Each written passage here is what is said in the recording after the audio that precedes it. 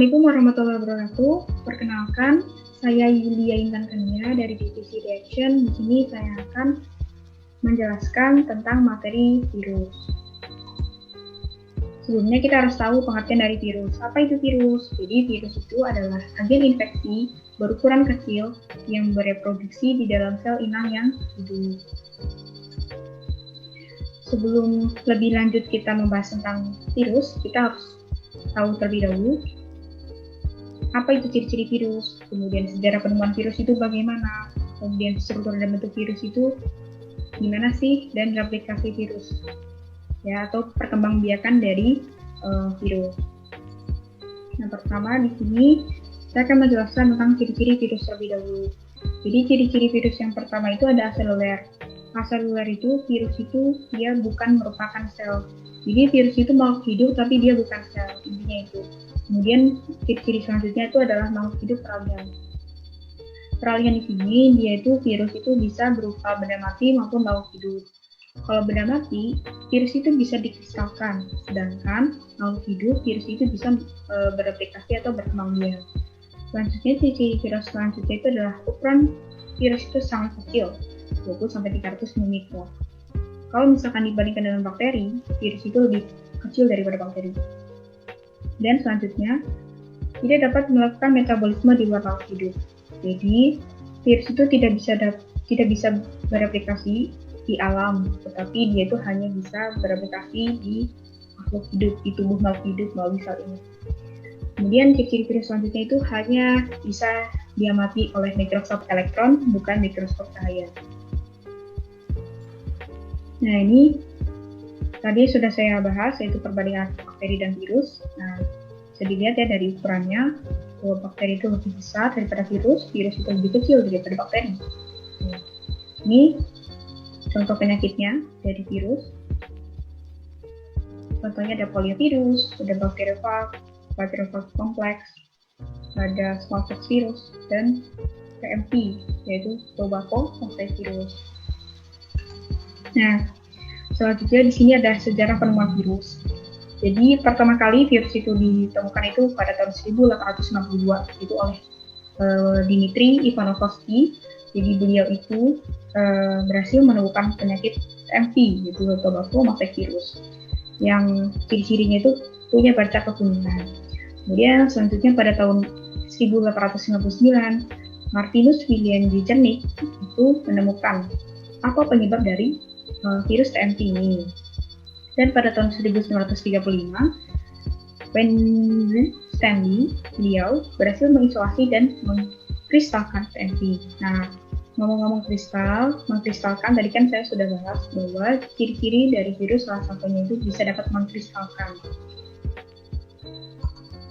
Nah, selanjutnya di sini bahas struktur virus. Yaitu struktur virus sendiri, nanti dia terdiri dari kepala, kemudian ada ekor, ada serabut ekor, dan materi genetik. Kepala atau kapsid itu nanti dia tersusun atas protein, setiap satuan protein nanti disebutnya adalah taksomer. Kemudian selanjutnya itu ada yang namanya ekor. Jadi ekor ini tersusun dari protein dan lemak. Nanti fungsinya itu digunakan bakteriophage untuk menginfeksi bakteri. Nah, kemudian selanjutnya ada serabut ekor. Jadi serabut ekor sendiri dia fungsinya untuk menerima rangsangan dari reseptor dan nanti akan menempelkan tubuh virus pada sel inang.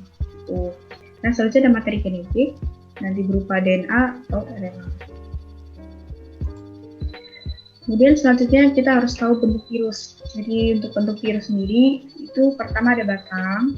Nanti di dalam batang ini terdapat materi genetiknya, yaitu berupa DNA dan RNA. Kemudian bentuk selanjutnya ada polihedral, kemudian yang ketiga itu ada bola atau namanya icosahedral. Ini nanti contoh penyakitnya adalah virus HIV. Dan yang keempat yang terakhir adalah bentuk kompleks, namanya bentuk P, nanti contohnya itu adalah bakteriophage. Nah, terakhir di sini saya akan menjelaskan tentang replikasi dari virus. Replikasi virus itu dia bisa berupa lipid maupun isogenik. Ya. Di sini saya akan menjelaskan terlebih dahulu fase lisogen.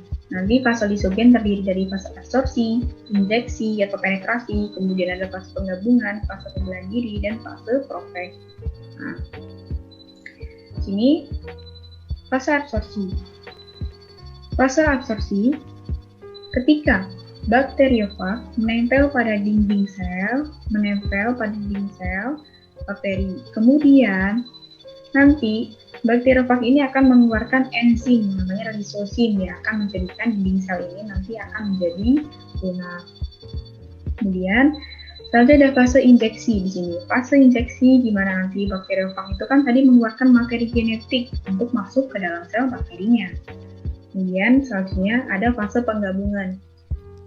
Fase penggabungan sendiri di sini itu materi genetik itu nanti akan bergabung DNA maupun RNA. Kemudian selanjutnya ada fase pembelahan diri. Fase pembelahan diri itu virus akan memerintahkan bakteri untuk membelah diri. Setiap hasil pembelahannya itu nanti yaitu berupa namanya profek. Nah, fase profek. Jadi fase profek itu dia hasil dari pembelahan terhadap materi genetik virus. Selanjutnya itu ada fase litik. Litik itu artinya virus akan memecahkan sel inang atau bakteri.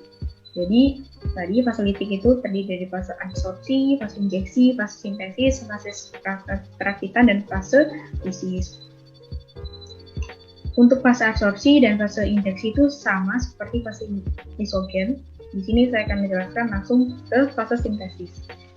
Jadi untuk fase sintesis sendiri itu setelah tadi kan bakteriofag itu memasukkan materi genetik, lalu nanti akan memerintahkan bakteri itu untuk membentuk bagian-bagian dirinya dari bakteriofag.